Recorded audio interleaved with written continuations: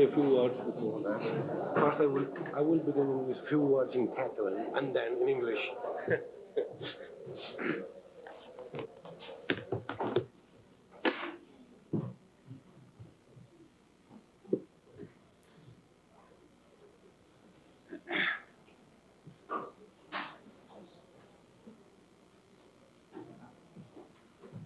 Senyores i senyors, avui obrim les sessions corresponents al mes de novembre del curs 92-93 de la Càtedra Ferrer i Mora de Pensament Contemporani.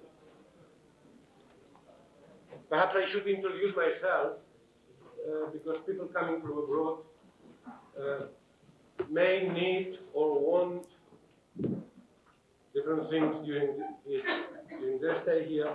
So that please, I'm José María Terricabras, the director of the chair. Don't hesitate to ask anything you need or want, if it's not money, of course. I mean, you don't have money for everyone.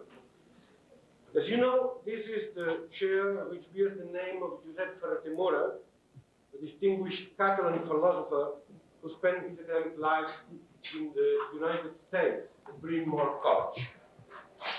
Precisely in this room, Ferrer gave his first series of lectures of the chair. Ricoeur, Quine, and some others followed him. Ferrer and I, we invited Professor Chomsky to become lecturer at his chair. Ferrer expressed many times his wish to be here during Chomsky's lectures, as he had attended Quine's lectures. Unfortunately, Ferrer died at the beginning of 1991. It's sad he couldn't accomplish his wish. At Professor Chomsky's suggestion, we invited Martin Davies, Pierre Jacob, Massimo Piatelli Palmarini, and Luigi Rizzi to come to Girona for different reasons, and much against their wishes. Three of them have been unable to come. In their name, I should greet you all. But Luigi Rizzi is here. I don't know exactly who are, but oh, he's here. Though he's leaving tomorrow. So that I guess some of you may be interested in having a session with him. I'm not sure whether it can be a very technical session or a more informal general session. It would take place after this afternoon session, at about 6:30 in the evening or so. How many of you would be interested in a technical session with Luigi Rizzi? A very technical one. What is different than the other? Because what, please, can you tell us what do you propose? Well, yes, there are mainly two options. One student depends on the majority of the public. One is kind of general review of parametric theory, which belongs to totality capital of principles and parameters. This should be accessible to a very general public. And the other possibility is a more technical talk, having to do with the definition of alien and non-position, so maybe positions of argument, positions of operator, and the notion of recovery. These are topics that would be of interest for professional linguists. So very much depends on whether or not many linguists will be able to attend these lectures. Who is for the first?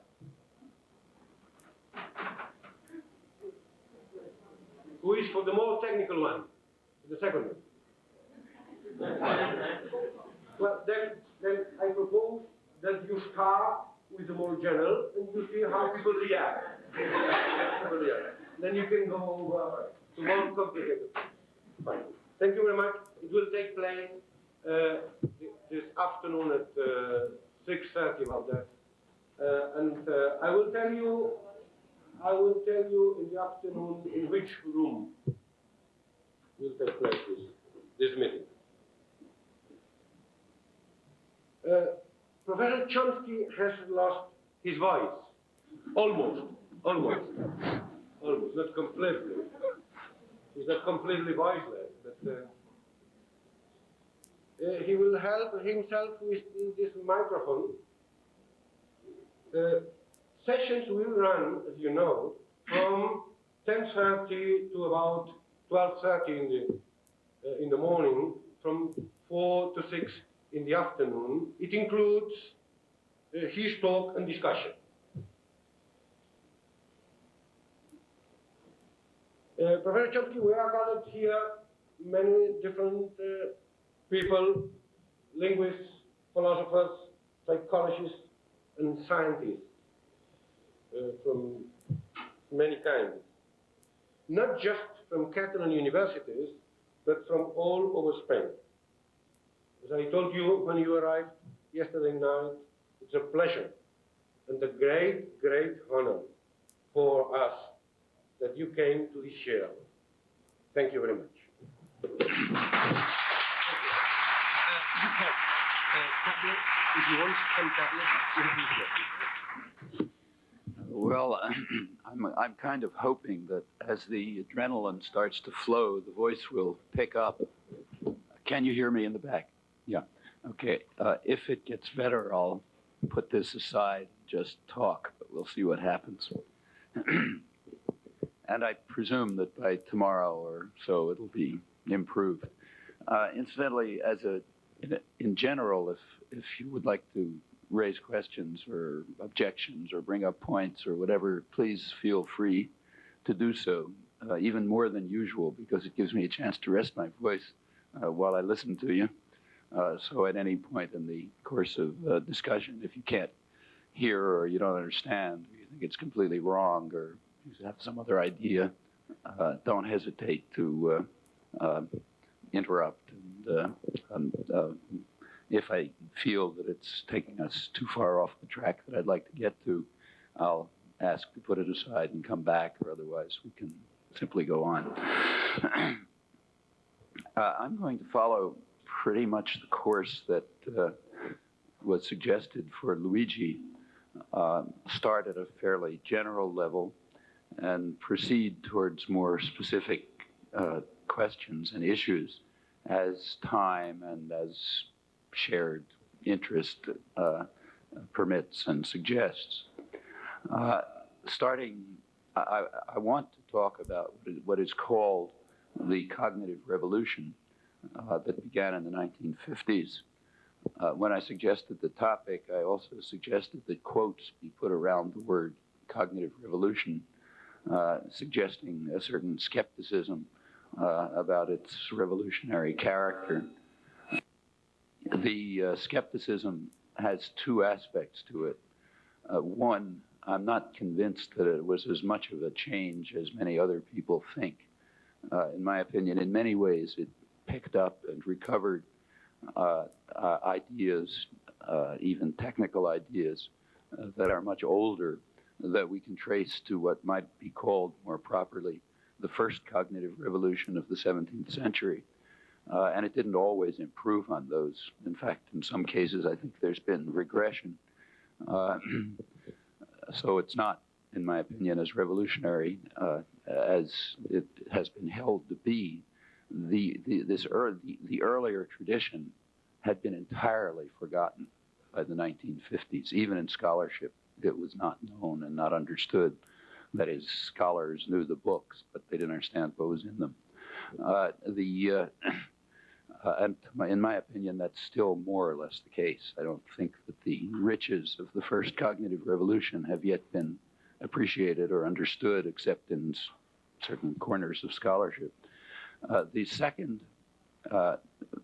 aspect of skepticism is that my own feeling is that the cognitive revolution has taken, from the very beginning, a rather dubious path, maybe a wrong turn, and that the directions in which it's proceeding should be seriously reassessed from their very origins. And here I would go back further, in this case of the study of language and mind, back, say, to Frege, where I think already there are some intellectual moves made in the study of language and mind that are quite dubious and that have had questionable effects, in my view, negative effects on contemporary theory of reference and many other topics. Now, when I speak of the cognitive revolution, I don't mean to be referring to specific work in, say, the neurophysiology of vision or the study of reasoning under complex conditions and so on. A lot of that work is very respectable scientific work. I'm thinking of the more reflective and considered aspects of the cognitive revolution, those that fall roughly within philosophy of mind, or the parts of so-called artificial intelligence that are concerned with the general nature of the issues rather than constructing an expert system that will solve some technical engineering problem and so on. So I'm really thinking about, when I refer to the cognitive revolution with skepticism, it's at the general level. It's where it intersects with, and in fact falls under, one might say, contemporary philosophy of mind and philosophy of language. Well, that's skepticism. I'll come back to trying to fill in the blanks. Are you still hearing me? Yes. Okay. If not, wave your arms or something. The study of language and mind, as everyone knows, goes back several millennia, back to classical antiquity. It's often been assumed that these two inquiries, the inquiries into language and into mind, are intimately related, that language is a mirror of mind, as Leibniz put it. If that is the case, then the study of language should provide unique insight into human thought, and that's often been thought to be the case over the last several thousand years. So there have been repeated convergences between the more technical study of language and the more general study of mental events, actions, and processes, and so on.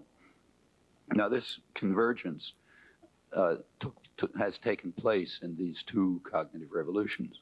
It took place about 40 years ago at the origins of what is today commonly called the cognitive revolution. And contemporary linguistics, the linguistics as most of us know it and practice it, developed as part of that cognitive revolution, and in fact has been a significant factor, maybe a major factor, in the development of cognitive science since the modern origins. And this same convergence, in fact, took place during what I called the first cognitive revolution of the 17th century, which was in fact part of the general scientific revolution of the period, the Galilean revolution. The convergence took place in ways which are rather strikingly similar to the convergence of the 1950s in a number of respects. One respect was the stimulus to the scientific imagination that was by automata. Now, in the 20th century, of course, it's been computers.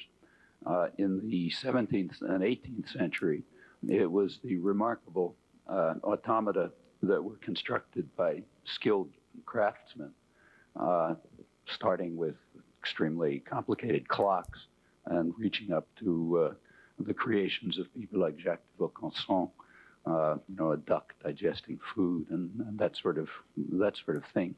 And these in both cases, both in the 17th and 18th century and currently in contemporary discussion, the apparent achievements of artifacts raised an obvious question, namely whether humans are not simply more complex machines, more complex artifacts.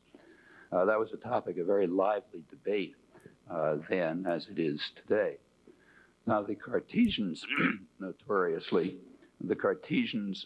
offered a negative answer to this position. They said, no, humans are not more complex artifacts, although Descartes tried to show that a very substantial part of what humans do, including all the way up to perception and sensation, is just a complex watch or a complex machine. And the same is true, he argued, of all of the entire inorganic world and the entire organic world up to the level of, metaphorically speaking, we might say humans below the neck. I mean that as a metaphor, of course. But he also argued that certain aspects of human intelligence lie beyond the scope of any conceivable artifact. And he appealed specifically to language in this connection. That's where the convergence took place. Crucially, if you look at, say, Discourse on Method and other Cartesian discussions, he appealed to normal aspects of language use as evidence of the kind of phenomena that in principle could not be incorporated within an automaton, even of the most complex and highly articulated kind. Specifically, he referred to a collection of properties that normal linguistic behavior manifests. We can call them, though he didn't call them this, we can call them the creative aspect of language use. Let me call them that.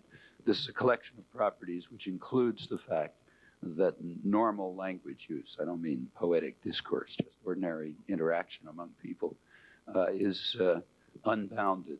People are always saying new things and hearing new things that have never been said before in the history of the human species.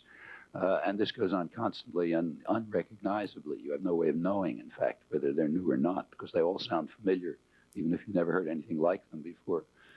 So normal speech is unbounded. On the other hand, it's obviously not random. It's not just some device producing things with a random element in it. It's coherent.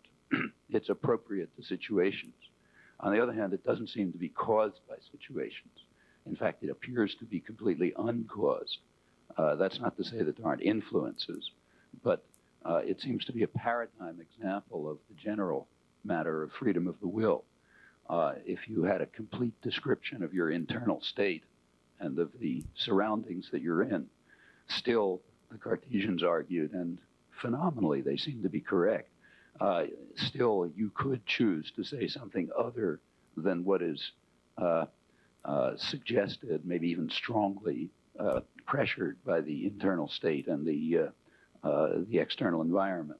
Like I could right now start talking about the weather in Boston, let's say, or any other topic, and I'm not going to do it because it would be inappropriate. But I could perfectly well do it, and it would be completely coherent, and I could find topics that none of you would be able to even understand, what's happening in my family or something like that. And all of that's always possible, and we know that it's possible. Even given my internal state completely described and my surroundings completely described, I can start doing anything. This, of course, is a much more general problem. As the Cartesians emphasized, in their formulation, a machine is compelled to act in a certain way, up to randomness. Up to randomness, a machine is compelled to act in a certain way by the arrangement of its parts and the stimulus situation. A human being, in contrast, is only incited or inclined to act in a certain way and may choose not to. It may choose in a way to act in a way contrary to its inclinations. So you can choose to act, say, suicidally, and people sometimes do, or in all sorts of other ways. That kind of phenomenon, which is manifested most clearly in the normal use of language, Descartes argued, lies beyond the bounds of any possible automaton. So the fact that language is unbounded, stimulus-free, not determined by internal state, even though heavily influenced by it, appropriate situations, but not caused by situations, in fact, apparently uncaused, not random, evoking thoughts in others that they might have expressed the same way as they understand once they hear the expression. That collection of properties, call it the creative aspect of language use, is, Descartes argued, kind of a litmus test, just as a litmus test is a test for acidity. These properties are a test for some other aspect of the world, for some property of the world that it does not fall within mechanism. Now, those arguments are not inconsiderable, and I don't think they change at all as we move from the complex artifacts that excited the imagination of the Cartesians to the contemporary artifacts that we use, contemporary computers, although they're radically different in all sorts of respects. Exactly the same reasoning applies. The difference between appropriateness to situations and caused by situations, appropriate use versus random, arbitrary intrusion into deterministic systems, that seems to remain. The automata that we have are either deterministic or have elements of randomness. They could be then probabilistic in their behavior, but none of that matches in the least the properties of ordinary human behavior, so it appears. Now, we could be completely wrong about this. Maybe we're being misled about the facts, but these facts, as the Cartesians argued, seem as obvious to us as anything could be on immediate inspection.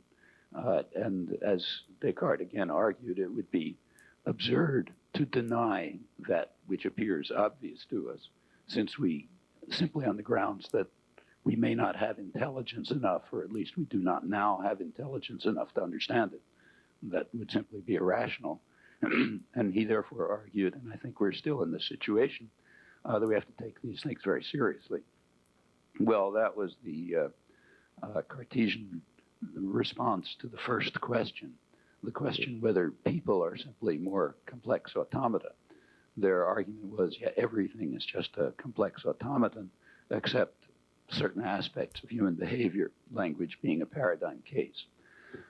Those issues again arose in the second cognitive revolution and the contemporary debate about the Turing test and the kinds of things, say, that Roger Penrose, for example, looks at in his recent book, if you've seen that, and so on.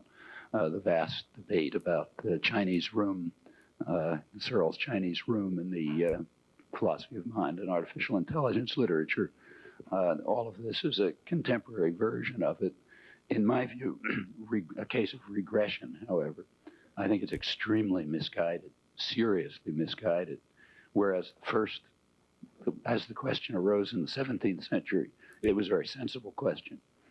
Maybe the answers didn't make any sense, but the question was sensible and the framework was sensible. I'll try to suggest later that the contemporary framework makes no sense whatsoever and is completely off track. And in fact, in my opinion, Turing, in his original paper in 1950, already pointed out why it was off track. That is, it's been following a line that he suggested people not follow, but I'll come back to that. If you don't know what I'm talking about, I'll come back and fill in these details later.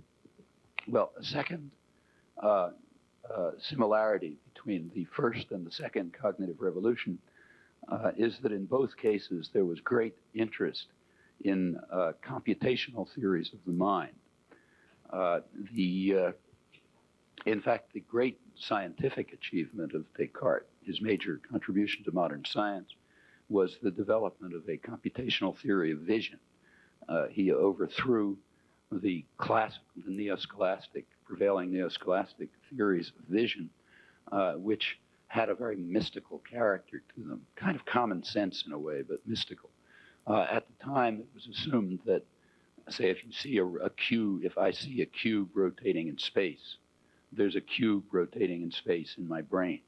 Okay, so somehow the form of the thing out there, by some mysterious process, gets into my brain and it's in there.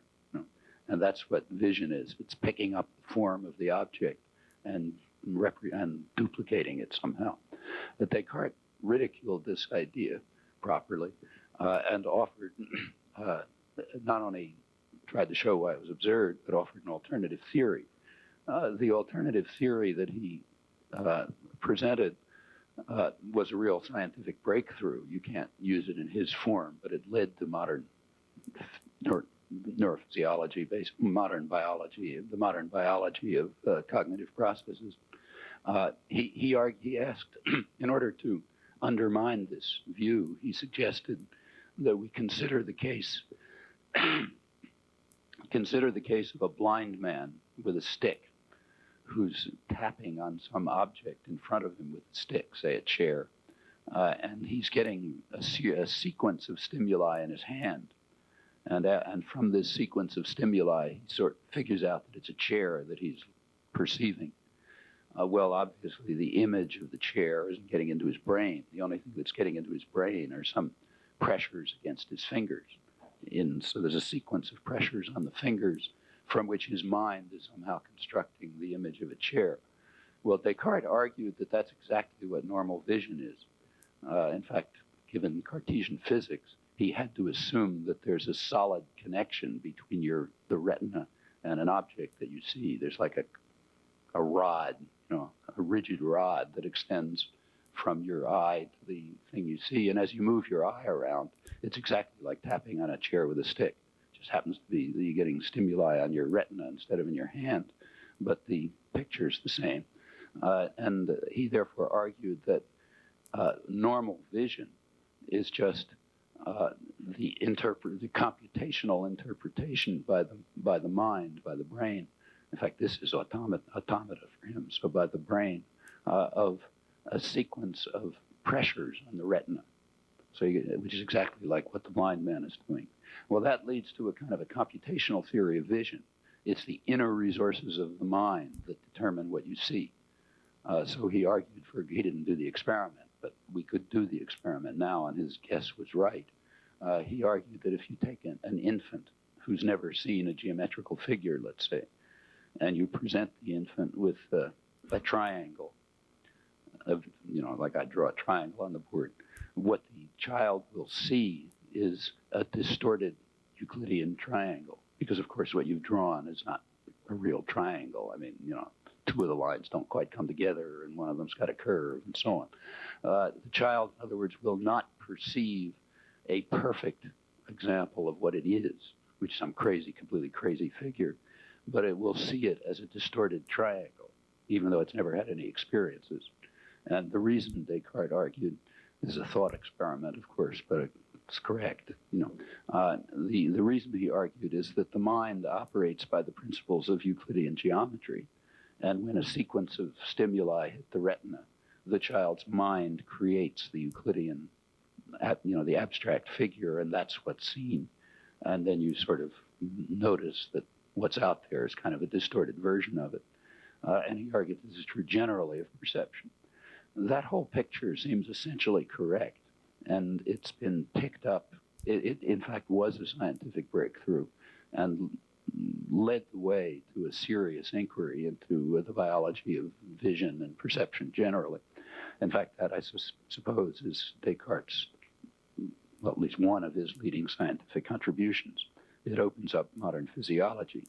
Now, similar ideas have reemerged in the 20th century cognitive revolution and have led to quite productive work in some of the same areas that were, in fact, strikingly the very same areas that were explored in the 17th century, primarily vision and a few other sensory modalities and language, and a little bit in other areas, conceptual development, reasoning, and so on.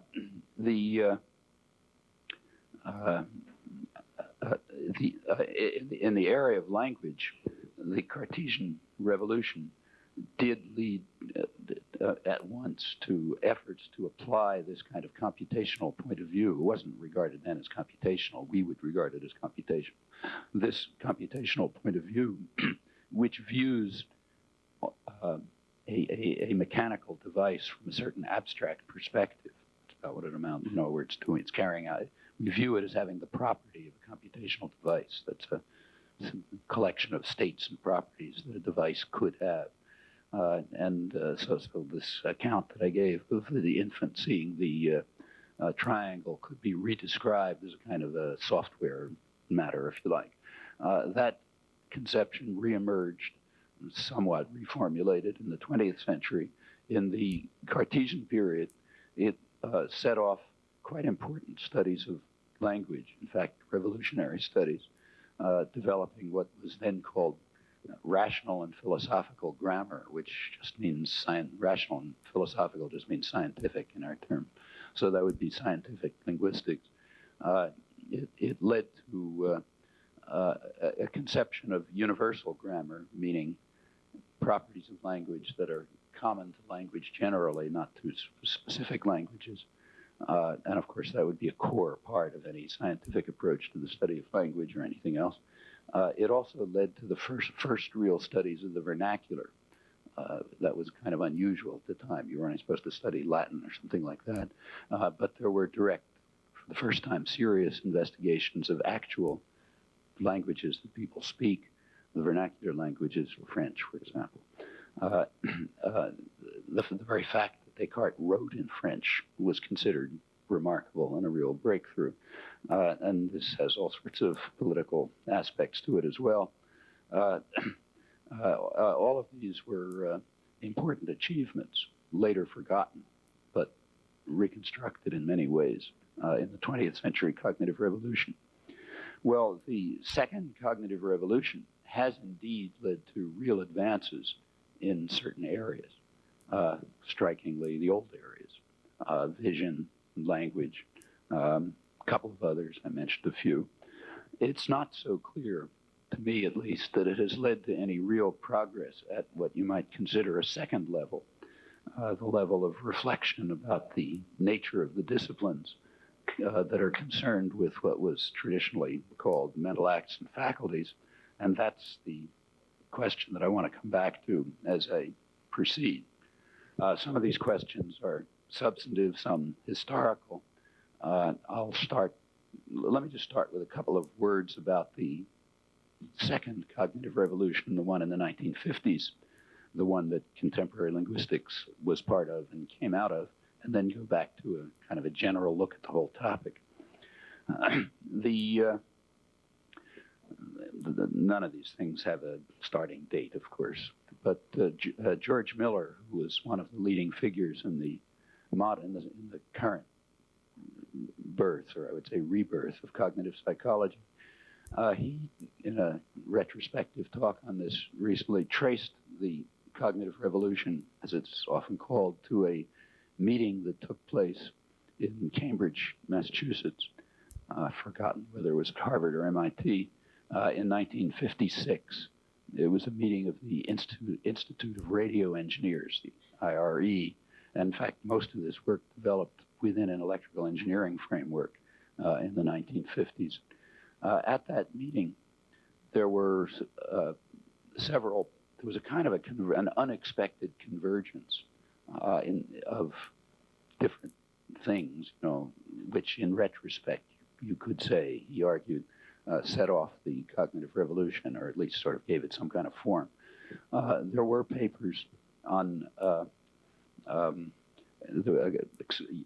human information processing, human psychology, using new ideas like signal detection theory and information theoretic ideas and so on. There was a collection of papers on those topics.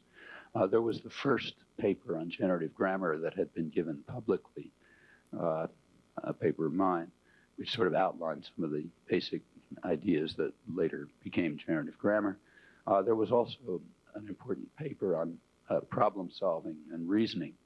That was by Newell and Simon. I don't recall anymore which one of them gave the paper, but Alan Newell and Herb Simon gave their first exposition of their paper on a program for proving theorems in elementary logic, which was one of the things that set off contemporary artificial intelligence. I should say that Newell and Simon didn't follow the path that became conventional, but this kind of set things off and was considered a major, if not breakthrough, at least stimulus to contemporary artificial intelligence, which hadn't really been formulated yet at that time. Well, that was a collection of papers. They came from different sources. They proceeded in different ways. There had not really been much communication among the people who'd given them. Actually, they were even given in different sessions. But they had some shared ideas, and that was sort of obvious at once. One shared idea was a certain kind of shift in perspective that was common to all of them. A shift in perspective from what we might call an externalist point of view to an internalist point of view. That is, the psychology of the time, study of humans of the time, was externalist in that it was concerned with what's outside the person. It was concerned with behavior, that is, some action that's going on, or maybe the products of behavior. So linguistics was the study of products of behavior, was the study of texts, sounds, words, arrangements of words, structures of sounds. And that was true of both European structuralism and American structuralism, different in many respects, but both of them externalist in this respect. Behavior is psychology, paradigm example. You're only interested in what's outside the mind. In fact, it's a kind of a point of principle that you're not supposed to look at anything else. The shift that took place was from this externalist point of view to an internalist one, in which what you're interested in is precisely what's going on inside the mind brain. Inside the mind, where we think of the mind now as just some set of properties and states and processes of the brain, ultimately to be related to the brain sciences in some fashion. So use the term mind, but without any metaphysical implications. The topic of inquiry shifts totally. Instead of the topic of inquiry being behavior and the products of behavior, the topic of inquiry is what's going on inside the mind. Behavior and products of behavior are just data, and not particularly privileged data. I mean, if they happen to be useful, okay. Data in itself is of no, you never know whether it's any good or not. Data becomes significant when it becomes evidence. Evidence is a relational concept. Evidence for, So data moves into the sciences when it becomes evidence for something, and the something is something about the nature of the world.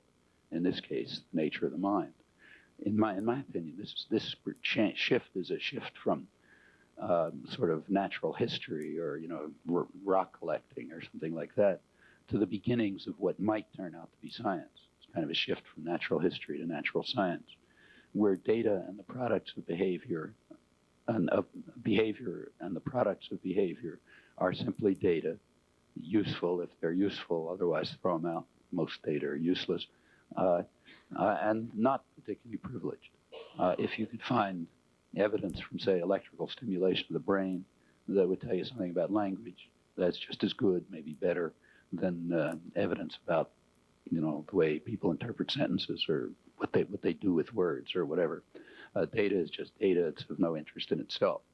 Well, that's it's intellectually speaking, that was an enormous shift, and it was very controversial, and indeed it remains very controversial today. In fact, if you take such criteria as, let's say, government funding, for whatever that's worth, overwhelmingly government funding, at least in the United States, goes to the externalist work, the statistical analysis of texts, organization of data, that kind of thing. Very little of it goes to the internalist work, which is, in my view, the only kind that even merits being talked about seriously, other than maybe for some engineering application, which rather low-level engineering application that might be useful. Anyhow, that's a personal view. But it was clearly a shift of perspective, and it was taking place at one or another level in all of this work. And I don't want to exaggerate, because among many of the people in the cognitive sciences, they regard this shift of perspective as dubious or wrong. But at least there were hints of it in all of this work, and you can see, maybe better in retrospect, that a move was taking place in that direction. Again, in my opinion, that's a move from natural history, rather boring natural history, to a potential natural science. Maybe it's not there yet, but you can at least see how it might emerge. A second set of shared ideas in this range of papers at this IRE convention was in what you might call computational representational theories. That is, looking at mental activities and mental faculties, what the brain is doing, in other words, looking at it as a kind of software problem. Now, to look at it as a software problem is to take a certain abstract perspective toward the functioning of the machine. You know, it's a perspective that sometimes makes sense, sometimes doesn't make sense. Whenever you're studying some physical object, sometimes a particular abstract perspective makes sense, gives you insight. Sometimes it doesn't. That's what science is about. And in this case, there was a kind of an intuitive shared feeling with anybody saying it, that viewing the brain as abstractly, of course it's purely abstract, as having hardware properties and software properties would be useful. Now remember, this is totally abstract. I mean, even if you look at, even in the case of a computer, we distinguish hardware and software, but you know, you can't pull out a particular piece of the computer and say, I'm hardware. I mean, everything is just hardware. You know, to say that a computer is implementing some software is to view it from a certain abstract perspective, which may make sense or may not make sense.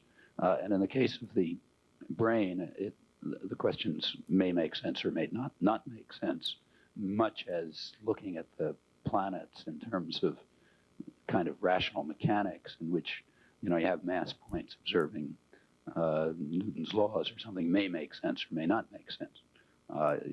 It's a matter of to be discovered, not to be stipulated.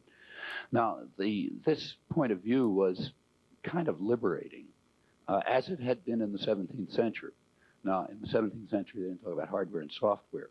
But again, in retrospect, I think it makes a lot of sense to reinterpret Descartes' overthrow of the neo-scholastic theory of vision in terms of the picture that I just presented as, in effect, adopting a computational representational point of view and separating the software aspects, the computational aspects, which give you these idealized figures and so on, from the hardware properties like the sequence of stimuli on the finger or the brain and so on. And in fact, in contemporary work, it's often looked like that. So if you read, say, you know, work in the David Marr School, for example, the distinction is made quite explicit and correctly. I mean, it's led to a lot of progress, which is the only mark of correctness. Now, this is a double-edged sword, in my opinion. I think the move to the position where you look at that mental problem activities as software problems was liberating, and you know, it was a move that should have been made. On the other hand, it can also be extremely misleading, and in my opinion, it has long become more misleading than helpful, particularly in philosophy of mind. In fact, here again, I think that the current, especially those areas of philosophy of mind that are kind of around artificial intelligence, including inquiry into Turing tests and so on, have been seriously misled by the metaphors. I'll come back to that. So, you know, analogies and metaphors and abstractions are okay, but you don't want to make sure that you don't get carried away by them into directions where you shouldn't follow them, and that's never easy to know, of course. Well, that's the general background that I have in mind. I'll try to fill it in as we proceed. Let me now approach the question from an even more general point of view, if you like. Are you still hearing me back there? Yeah. Okay. Well, I'm still being able to articulate, so I'll continue. Let me now try to approach this from another perspective, you know, kind of orthogonal, and ask how one might proceed to study human beings altogether. Well, there's one obvious idea. An obvious idea is that you should study human beings as if they're part of the natural world. That would seem kind of obvious, surely controversial traditionally, contrary to religious teachings and all sorts of other things. But in the, say, post-Galilean period, it should be possible to entertain the idea that you should study human beings as part of the natural world. Now, that doesn't mean that when you study human beings, you're going to find what you find when you study rocks, obviously. But that's normal. It just means that the method of approach should be as if they're part of the natural world. meaning what you should do is search for intelligible explanatory theories that give you some insight into what these objects are about and what they're up to and how they're constituted. And you should you should hope, as in the other areas of the natural sciences, you should hope that ultimately this inquiry will be integrated with other aspects of the natural sciences. Typically, over the centuries, parts of the natural sciences proceed in isolation. You don't know how to integrate them with one another. And when you can integrate them, it's a big discovery. So when, say, biology was sort of more or less incorporated in biochemistry about 40 years ago, that's a real breakthrough. When it became possible for physics to understand for the first time such things as why a solid object can exist, which was sort of incomprehensible to the physics of the 19th century, when it became possible to understand, to kind of incorporate within physics elementary properties of the world, like states of matter, or the properties of solids, or the color of sodium, or the character of the periodic table. In other words, the quantum theoretic revolution. That's a real revolution. Nevertheless, quite often in normal science, things just can't be integrated because you don't know how to integrate them. So they proceed separately with an eye to eventual integration. That's normal science. I mean, you get these miraculous moments when things get integrated, but it's not the norm by any means.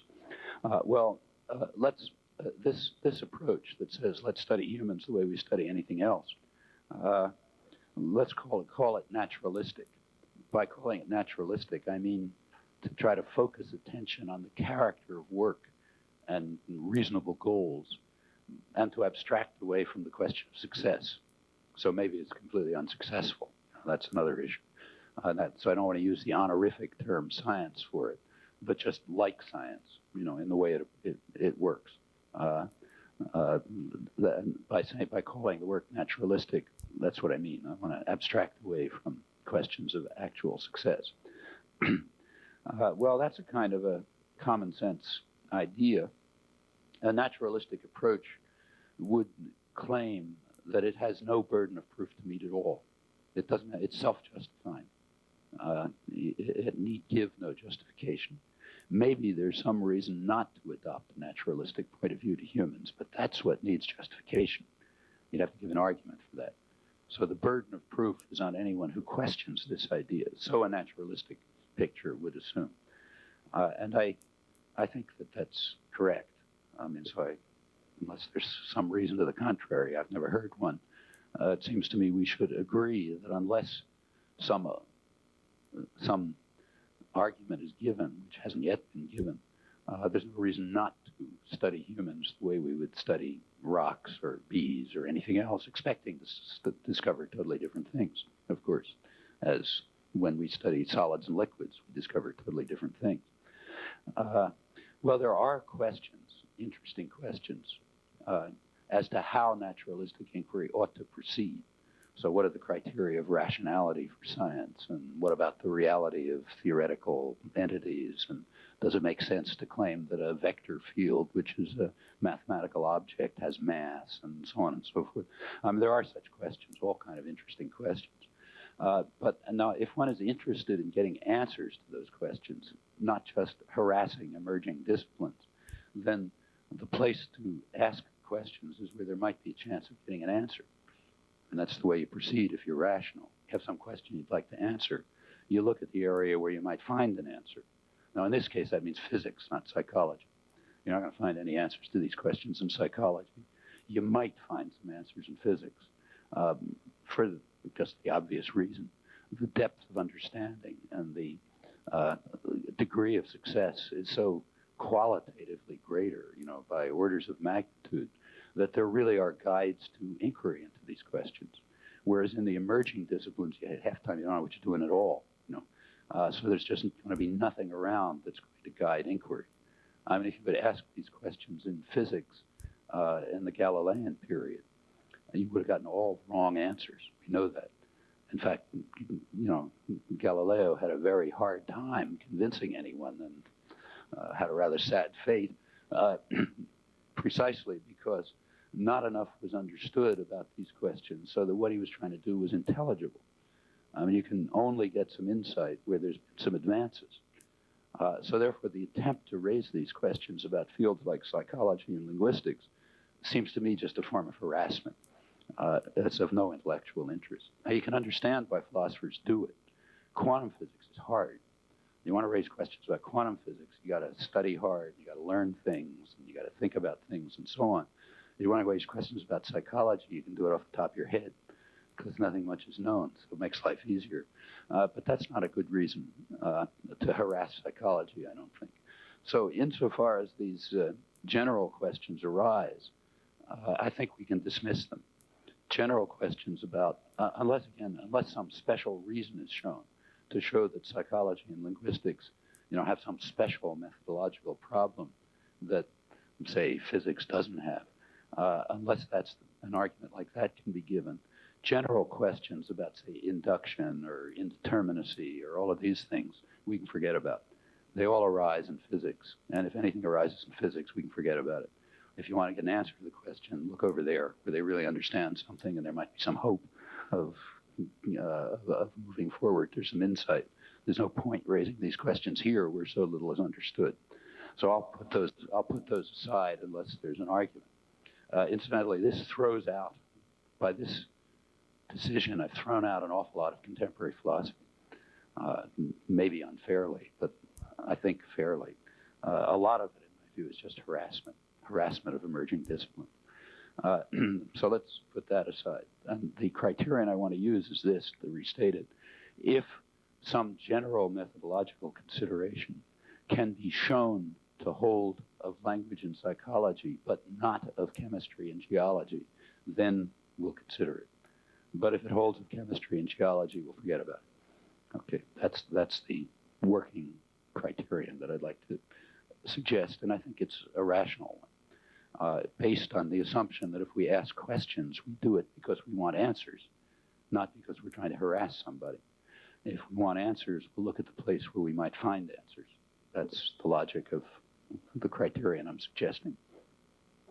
Well, a naturalistic approach to humans, then, will put aside any general methodological issues that just arise in the course of rational inquiry generally, and will simply take for granted what is done in normal science with all of its uncertainties and equivocations and problems. Always with an open mind, of course, like, maybe somebody will come up with a real methodological question. And then it will proceed to study humans in the way that you study anything else. You try to find an intelligible explanatory theory that gives you some insight and opens up new paths of investigation and leads to new kinds of empirical question you hadn't thought about before, and so on, that sort of thing. Well, that's the naturalistic approach. An alternative approach which rejects naturalism, we might call, although I'll qualify this, let's call it dualistic.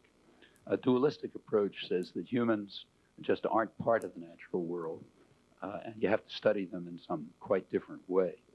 Now, here we have to be a little more careful, because a naturalistic approach could lead to a certain kind of dualism. So, for example, Cartesian metaphysical dualism, in my view, was completely naturalistic.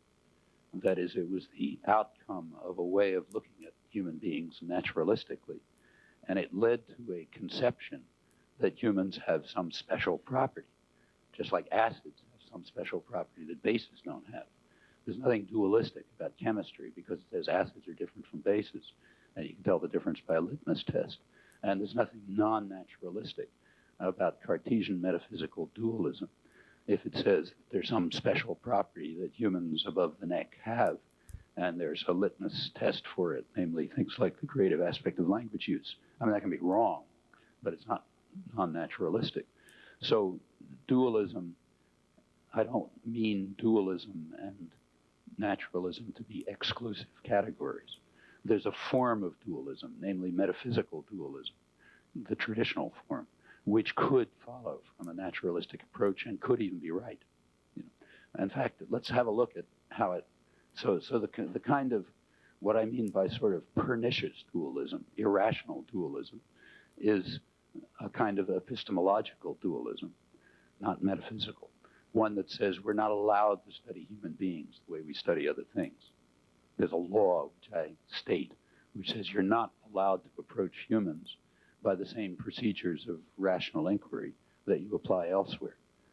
That may seem to be a crazy point of view, and I mean to suggest that it is indeed a crazy point of view, but I'll also suggest that it's the overwhelmingly dominant one in philosophy of mind and cognitive science. In fact, maybe almost universal.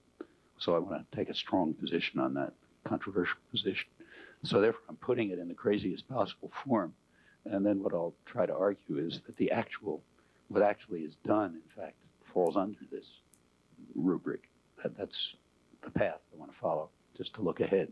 Well, all right, let's go back to traditional dualism and say, take the Cartesian form, traditional Cartesian metaphysical dualism, and remember the way it worked. In outline, Descartes argued sort of as follows. He had a conception of the physical world. He gave a conception of physics. The conception of physics is what was called in those days the mechanical philosophy. Philosophy is just a word for science. So philosophy means science. So the mechanical philosophy meant mechanics.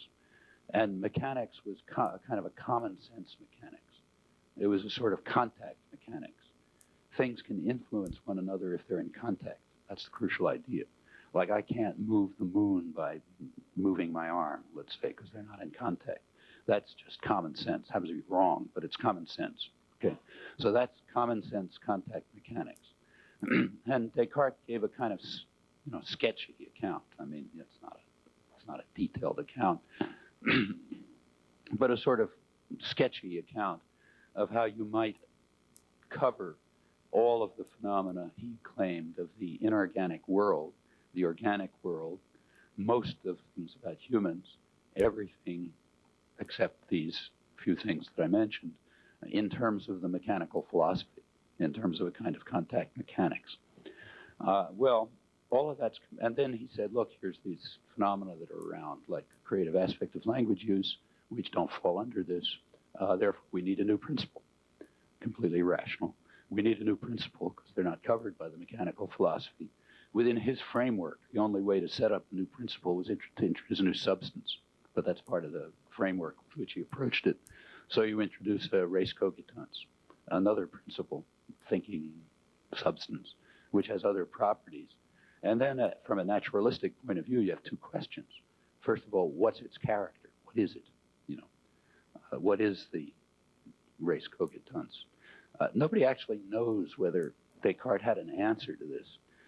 If you look at his major book, the Traité du Monde, this big study of the world, there's only 3 volumes. There was a 4th volume, which was supposedly devoted to the mind, and legend has it that he destroyed that volume after he heard what happened to Galileo. Whether that's true or not, I don't know. Maybe all the secrets are in there, like Fermat's last theorem or something. But in any event, there's nothing much around from the theory of mind. But that would have been the problem. One problem would have been, okay, if you've got this separate substance, tell us what it is. The second problem would be the standard unification problem that arises in the sciences altogether. That is, show how this theory relates to other theories. Now, in the terminology of that day, it meant solve the interaction problem, show how mind and body interact. That's the way in which the standard unification problem of normal science is stated in terms of a two-substance theory of the structure of science. And remember, a two-substance theory of science is perfectly rational. I mean, it may be completely wrong again, but most theories have always been wrong. There's nothing irrational about it. We can, I think, without doing serious violence to, in fact, maybe even providing some understanding to the history, rethink it in this form. So we have a naturalistic approach which claims to show that a whole range of phenomena of the world fall under contact mechanics, so identifies some phenomena that don't fall into it, invokes a new principle, then should proceed to study that new principle, developing a theory of mind, which would be like a theory of chemistry or genes or something, and then solve the unification problem, show how it falls in with other parts of the theory of the world. And it looks as if that's what Descartes was trying to do. in Principles of Philosophy and Traité du Monde and all that sort of stuff. These are the parts of Descartes that nobody ever reads. The parts of Descartes that people read are things like Discourse on Method, which was like a research grant proposal. I mean, it wasn't serious. He was saying, look, support me. I want to work on this topic. Or the Meditations, where he's trying to answer questions that philosophers raised about all this. But from Descartes' point of view, as much as you can reconstruct, it seems that what was important was the science, dioptrics, things like that. And the other stuff was thinking about the nature of the science. Well, since the science is mostly, in fact, almost all, maybe all, outmoded, you don't study it. But for that matter, nobody much studies Galileo either, because it's done differently and better. But that doesn't mean that it wasn't important to him, What remains is the talk about the science. And since there's been no progress in that at all, you can make perfectly good sense to read, say, Discourse on Method. But I think one should read it recognizing that for Descartes, this is peripheral. It's not central. If you want to understand the project, you have to look at it his way. When you reconstruct it his way, I think you find a very naturalistic project, which ends up with metaphysical dualism as a serious proposal about the nature of the world, which could very well turn out to be right, like other serious proposals about the nature of the world. Well, so again, this is dualism, but it's not non-naturalistic. It's naturalistic dualism. Maybe wrong, but naturalistic within the spirit of science. Well, all of this has been ridiculed, especially in the modern period, as the idea that there's, as Gilbert Ryle put it, a ghost in the machine. And then you're supposed to laugh. There's a ghost in the machine. Isn't that silly? But that mistakes the problem completely. It's true that Cartesian metaphysical dualism didn't outlast the century, but it was not because of problems with the ghost. The theory of mind, such as it was untouched. What Newton exorcised was the machine, not the ghost. In fact, what Newton showed is, contrary to everyone's expectations, including his, you had a ghost all the way down. That is, even ordinary matter and the most elementary dynamics had ghostly properties. It wasn't just the mind. Everything is ghostly. So Newton showed that contact mechanics amazingly just didn't work. It was true that you could influence things at a distance. Now Newton, scientists of the day, including Newton incidentally, thought that this was absurd. Newton himself called universal gravitation an occult property. And he said anyone with any brains at all can see that it's inconceivable that something can influence something that it's not in direct contact with. Yet we seem to have to assume that. Well, now, from his point of view, some major scientists of the day, people like, say, Huygens and others, just threw it out for this reason because it was idiotic. Newton was himself torn by it, He realized that it's just got to be right because it was such a spectacular breakthrough. On the other hand, it made absolutely no sense because it was inconsistent with mechanical philosophy. And what in fact happened is he didn't get rid of the ghost in the machine, but he just showed that all properties of matter are ghostly. It's all a ghost. It's all unintelligible, all the way down to terrestrial motion and planetary motion, which is a big problem and remains a big problem. And it led to a totally new way of looking at science. This has been pointed out repeatedly. Bernard Cohen, who's maybe the major Newton scholar, points out, I'll just quote his version of it. He said, by entering into this paradoxical world, he said Newton set forth a new view of science in which the goal is to find the best theoretical explanation, irrespective of any intuitive notion we may have of ultimate explanation. So the point is there is a ghost in the machine, and that's just the way the machines are. They're ghostly. Can't do anything about it. The mechanical philosophy appears to be wrong. Although it's self-evidently true, it just seems to be wrong. From this point on, we must find his quote. we must be satisfied with universal gravitation. Let's call it UG for short. I'll come back to that. We must be satisfied with UG and that it exists, even if we cannot explain it in terms of the self-evident mechanical philosophy. That's just where we are. Science means accepting UG if you have evidence for it, and it provides you with an intelligible scientific theory, even if there's no way of accounting for it in terms of what's self-evident, namely the mechanical philosophy, which you just have to admit is wrong, even though it's self-evidently true. From this point on, people's intuitions about what must be true become irrelevant. They just become irrelevant. So if the way to deal with universal gravitation is through curved space-time, okay. If the way to deal with the universe is through weird quantum mechanical effects, too bad for intuition. If the world really it's made up of infinite one-dimensional strings in 10-dimensional space, okay, stuck with that. Time has a beginning, fine, time has a beginning. Whatever lunatic idea people will come up with tomorrow has to be evaluated in its own merits. Does it yield insight and understanding? Does it help us come to terms with the nature of the world? If it does, it satisfies the conditions for rational inquiry, irrespective of our intuitions.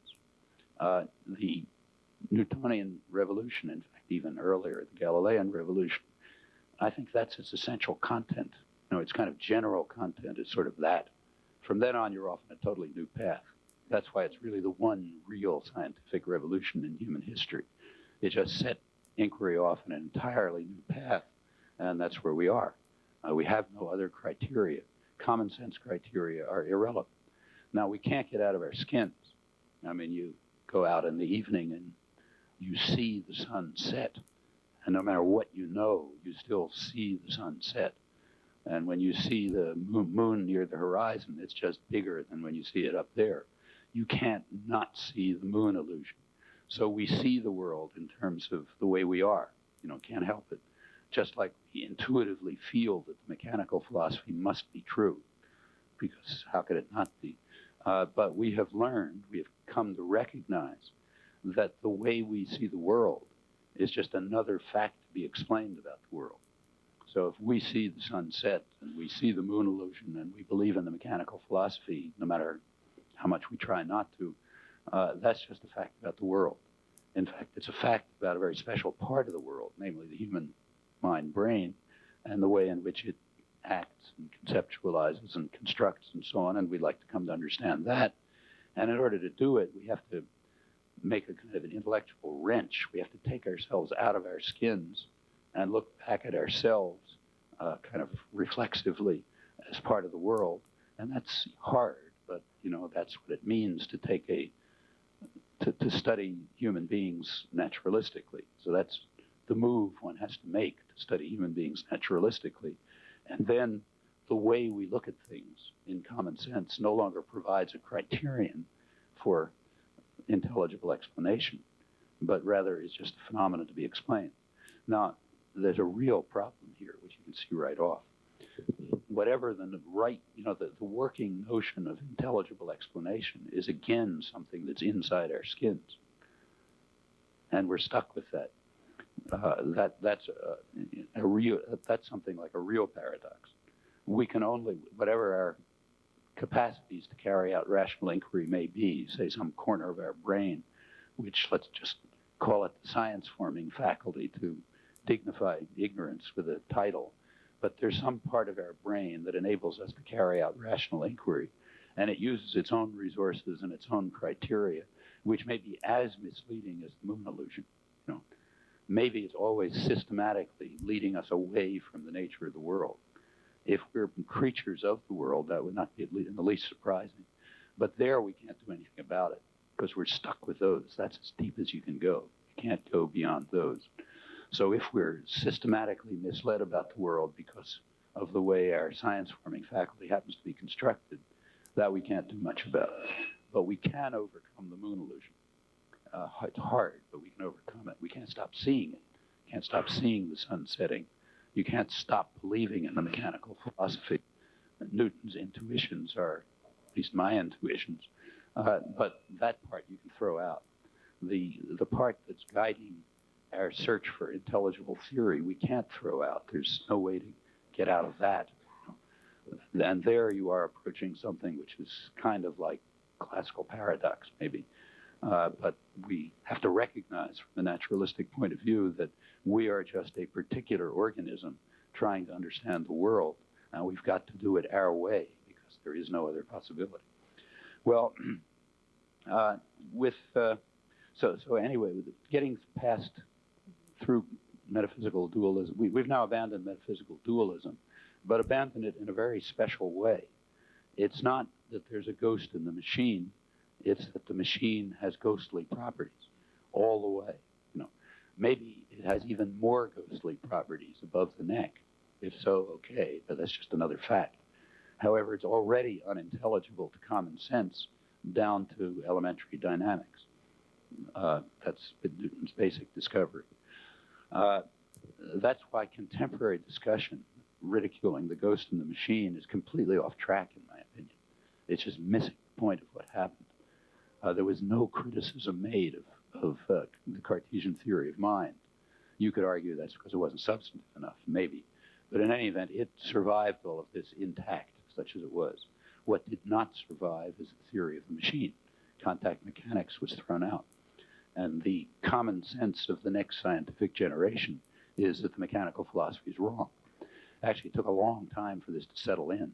You know, for a couple of hundred years in physics, people were trying to find mechanical explanations. And it really wasn't until probably the 20th century that that was given up. You get as late as people like Poincaré. He was arguing that the molecular theory of gases we adopt only because, as a computing mechanism. And the only reason we adopt it is because we're familiar with the game of billiards. So it's kind of convenient computing mechanism. And efforts to try to explain things in terms of, you know, ether and stuff like that are an attempt to carry out mechanical philosophy. And it was a long time before, it was really this century before Newton's insight was basically incorporated into the sciences. And it's harder maybe even to do it in the emerging sciences. But anyhow, I think in retrospect, that's the way we have to look at it. Well, if this is correct, then so I'm being kind of anachronistic when I say that the 17th century exorcised mechanical philosophy. It did in principle, it didn't yet do it in fact. It left a big residue of unhappiness, confusion that took centuries to sort out. But looking back, it seems fair to say, you know, abstractly speaking, that Newton exorcised the machine. He got rid of the mechanical philosophy. Footnote, it's an anachronism to say it that way, but I think an accurate historical reconstruction. And I'll continue with historical reconstruction.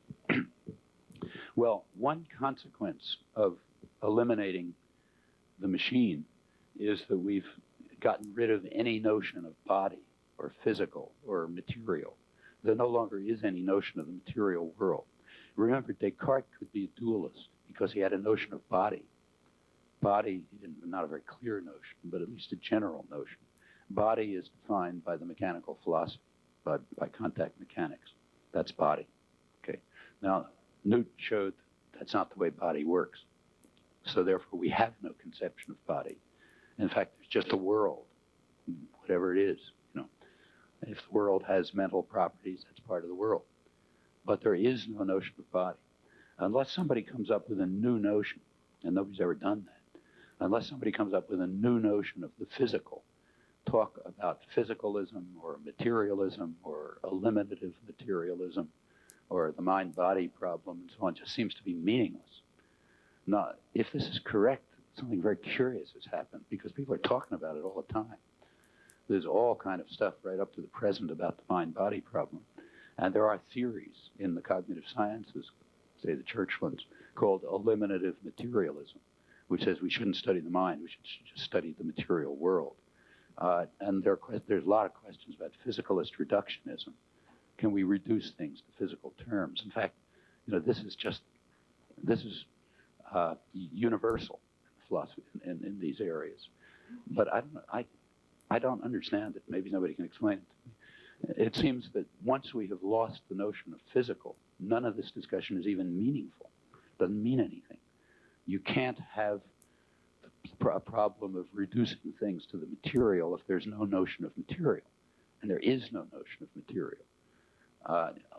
What is it? I mean, somebody could say, well, it's what they teach over in the physics department. But the people in the physics department will tell you that's not true, because they expect 2 years from now to be teaching something else, at least if the subject's still alive. So that can't be true.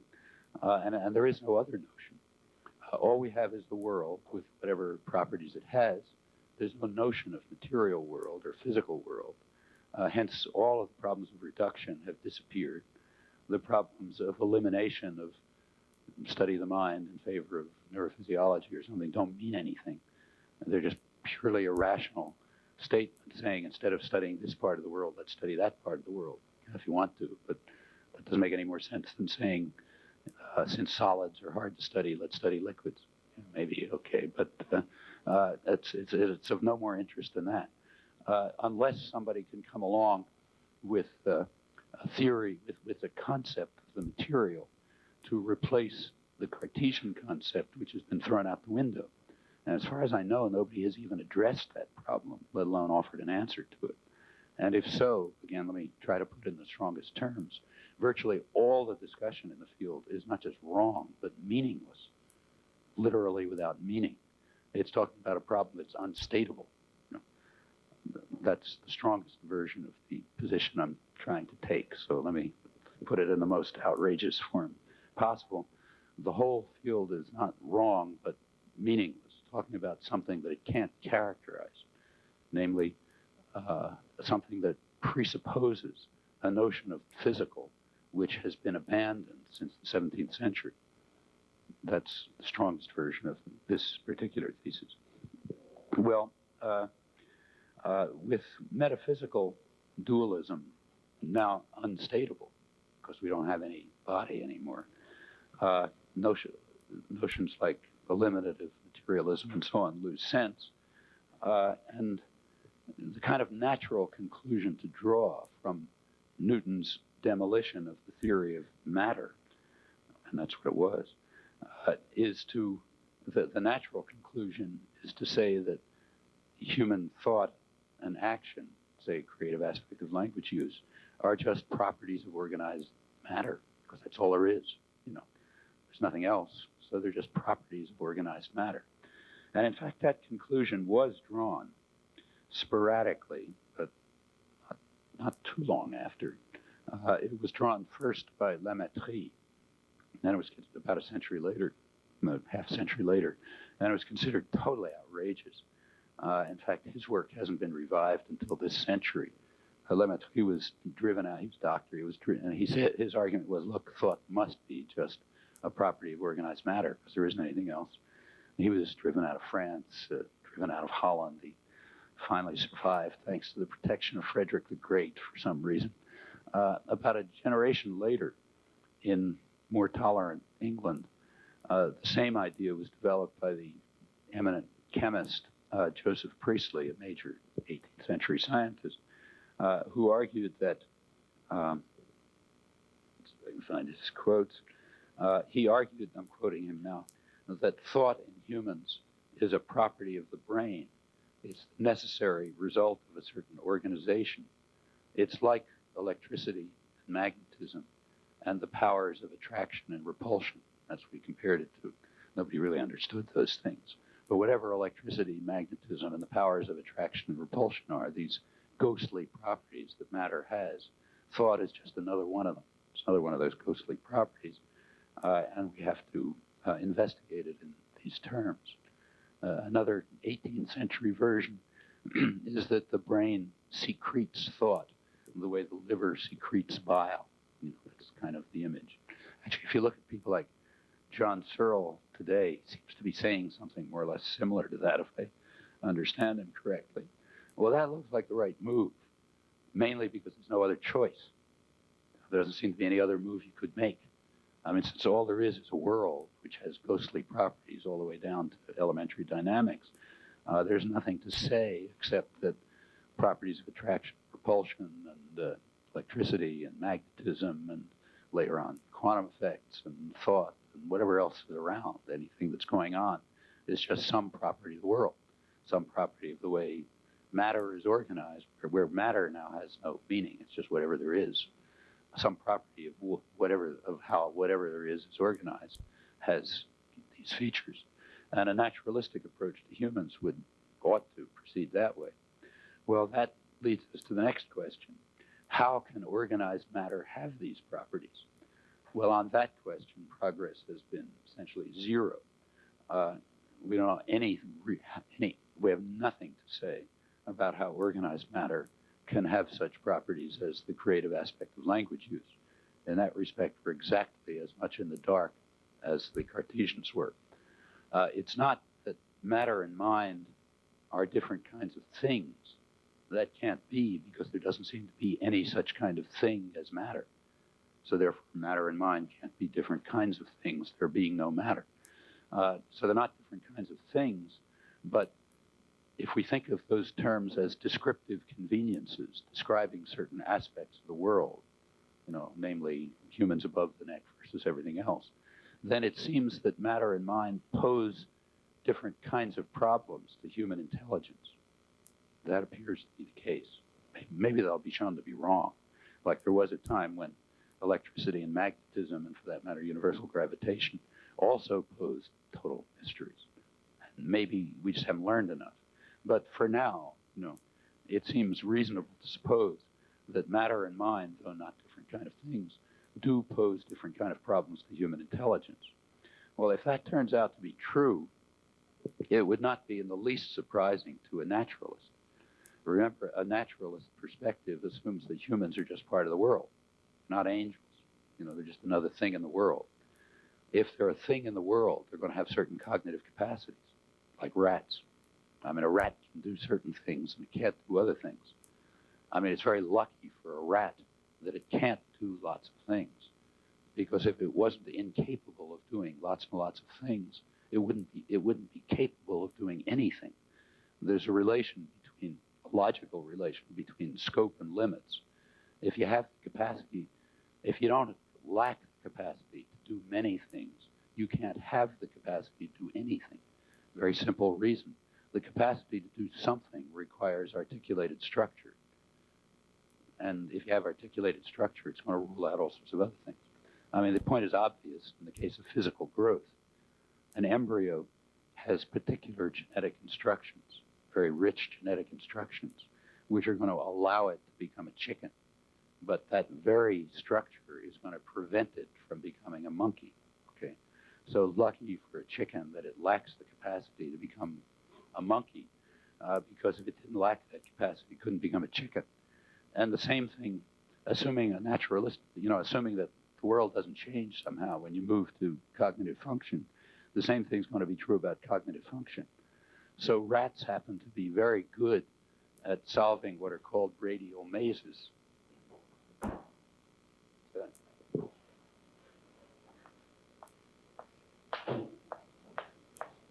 thing like this, where you stick the rat in the middle, and it's got food out here. These are kind of like spokes of the wheel, and the trick is to learn how to go down each path exactly once. Like, remember, you didn't move down that path before. And in order to make it as hard as possible, the experimenter will rotate the thing so the rat can't be using olfactory cues, remembering he smelled his way down there or something. Rats turn out to solve that very fast, probably faster than humans. So they're really good at radial mazes, but they're horrible at other mazes. So, for example, I don't know if you take, say, a right, left maze, turn right, turn left, turn left. Rats can't. I think they can't do it at all. But if they can, it's certainly extremely hard. Humans can do it quite easily. If you were to, say, set up a prime number maze where a rat has to turn right every prime number of branch points, obviously the rat would never do it in a million years. And the reason is it just doesn't have that concept. It doesn't have that concept in its head. A rat can do a lot of things we can't do. Like it can build a nest and find its way home and solve radial mazes and all sorts of things, because it has special capacities. but it can't do things like a right, right, left, left maze, which humans can do. And as I say, it's kind of lucky for a rat that it can't do all these things because that means it has the structure to do other things. Well, if humans are part of just to introduce some terminology, we might distinguish for a rat between what we could call problems and let's call it mysteries. And by problems for a rat, I mean areas of challenges, say intellectual challenges, that can in principle be resolved within the rat's cognitive space. It's got the concepts for it. It may take a long time, but it's got the concepts for it. By mysteries, I mean things that are just outside its cognitive space altogether, like a prime number maze or probably a right, right, left, left maze. Okay. The analogy in say, embryology would be that becoming a chicken is a problem for a chicken embryo. Becoming a monkey is a mystery. It just hasn't got the capacity to do it. You can't change the nutritional environment of the cell in order to make a chicken a monkey, you know. Actually, nobody knows that. It's just taken for granted. I mean, rational people looking at the world just assume that. They have no real knowledge of it, you know, to explain it. It's just sort of so obvious that nobody even talks about it. I'll come back to that fact because it's interesting that in the study of cognitive development, people aren't rational that way, the way they are in embryology. That's part of the epistemological dualism I'll come back to. Anyhow, in the areas where we can all be rational without too much trouble, like chicken embryos and rats, the distinction between problems and mysteries is quite clear. Notice it doesn't have to be a sharp distinction. It could be graded, and there could be all sorts of other dimensions and so on. But as a first approximation, it makes sense to distinguish these two categories. And it may even be very sharp. Well, if humans are part of the natural world, the same is going to be true of humans. That is, there'll be problems, there'll be mysteries. There'll be intellectual challenges that are within our cognitive reach, at least in principle. And there'll be others that are just not within our cognitive reach, in principle. And if that is true, if there are certain things we can't understand, we should be very happy about it, because that's a consequence of the fact that we can't understand anything at all, okay, for just reasons of logic, same as a chicken embryo. Well, in theory, we could find out something about this. I mean, looking at ourselves from abstracting from our skins and looking back at ourselves, we could carry out an investigation that might set the boundaries of those things. For example, we might discover that there are certain kinds of intellectual constructions that humans are capable of setting up. Like humans, if you look at science, let's say, there are certain ideas that keep cropping up. Like we can study input-output systems. We can study deterministic systems. We can study probabilistic systems. We can study systems with a random element. There's a number of things we can do. And if something can be put into those frameworks, we can deal with it. On the other hand, it may very well be that the creative aspect of language use just doesn't have those properties. It's an aspect of the world that just lacks those properties, exactly as the Cartesians thought, in which case it would just be a mystery for us. Free will, in other words. The same might be true of the problem of consciousness. In fact, all the old chestnuts, all the questions everybody's been worrying about for thousands of years, where you never make any progress at all. I mean, literally zero. People don't even have bad ideas about it. Like on some areas, you have bad ideas. But in these topics, you don't even have bad ideas. It just looks like you're bumping into a blank wall. I mean, you know as well as you know anything that you're aware of some things, not of others. You know as well as you know anything that you have a range of freedom of choice of action. You can choose other than what is impelled by you. You know that the Cartesians were right in saying that whereas a machine is compelled, a human is only incited and inclined and could decide to resist those inclinations. You just know that as much as you know anything. And it just looks like a total mystery. There isn't any idea, however bad, as to how that might happen. I mean, there are ideas about quantum mechanics and so on, but they don't even reach the level of bad ideas because they always introduce random elements. And we know that this is not random. It's no more random than it's determined. It's somehow appropriate, but not random. In fact, it's just uncaused. Not uncaused in the sense of random, but uncaused in the sense of undetermined but appropriate. And what that means, nobody has any idea. We can recognize it. We have no problem recognizing. We can pick it out all the time, in fact, pretty easily. We have the foggiest idea what it is. Well, it could be that we're facing something like right, left maze for a rat. In other words, it could turn out to be true that the domain of the mental for humans is just a mystery, and hence not metaphysically different, because there are no metaphysical differences, but epistemologically different, part of our mystery space, not our problem space. There's actually a book coming out by an Oxford philosopher now at Rutgers named Colin McGinn, who arguing that it's impressive that philosophy is just the study of mysteries in this sense. That's why philosophy is hard, because it's the study of mysteries. You can never make any progress. Actually, there's a traditional view of philosophy which would make this almost tautological. One traditional view of philosophy is that it was what's called the mother of the sciences, meaning things are philosophy as long as you don't understand them. As soon as you begin to understand them, they become science. Then philosophers don't worry about them anymore. So in the contemporary period, say, people like John Austin, Oxford philosopher, strongly advocated that. And the person who developed the theory of speech acts. And he argued that he was, Oxford philosopher, but he said what he was working in was pre-science, the theory of speech acts. And whenever it came to be understood enough, it would go off and become part of the sciences, and then they wouldn't talk about it in Oxford common rooms anymore. They'd really work on it, Well, if that's what philosophy is, if it's the mother of the sciences, then by definition it's the study of mysteries, So its problems really are kind of hard in some special sense. Now, notice that what's a mystery for a rat may not be a mystery for us, and conversely. So the notion of problem and mystery is organism dependent. It's just a fact about particular organisms, okay? So it's really problem and mystery we're some organism. There's no absolute sense in which something's a mystery, presumably. Like, it could be a Martian for whom what's a mystery to us is trivial. Maybe he's watching us all the time and wondering why we always make the same dumb mistake when we study mental phenomena, just as we can watch a rat and wonder why it always makes the same dumb mistake when it's running a right, left maze. And we things that are mysteries to the Martian might be trivial to us. There's no commensurability necessary in this space.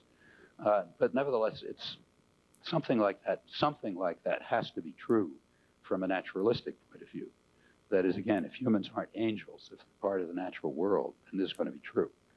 Now, we don't know what the boundary is, but we know it's there.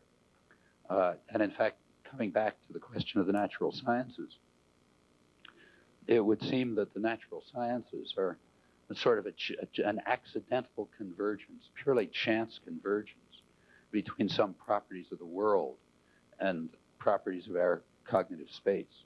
So somehow, by some pure accident, it turned out that if this is the properties of the world and this is a set of things that are just problems for humans, there's some area of convergence in there. There's no reason why that had to be like that, And this, there's a long discussion in the sciences or philosophy of science trying to argue that it had to be like that. I think this goes back first to Charles Sanders Peirce about a century ago in the early post-Darwinian period. Peirce argued that he asked, scientists have always been asking the question, how come science is so successful? It's kind of a miracle, like Einstein, not foolish scientists. Einstein asked the question, how come, the human mind is capable of understanding the nature of reality? Well, of course, that presupposes that humans are capable of understanding the nature of reality. And the evidence for that is very slight. In fact, what seems to be the case is that through the general obscurity, there's a few little points of light that have broken through, and that's what we call science.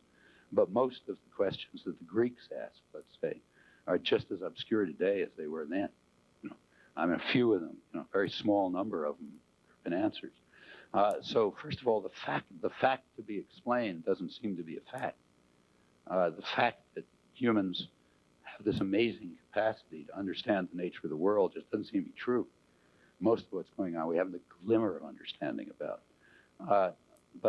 So since the fact isn't a fact, we really don't care what the explanations for it are. But the explanations that have been offered, from Charles Sanders Peirce up to people like Stephen Hawking in his recent popular book on time, are always the same mistaken explanation. Namely that the reason for this fact, which is not a fact, is evolution.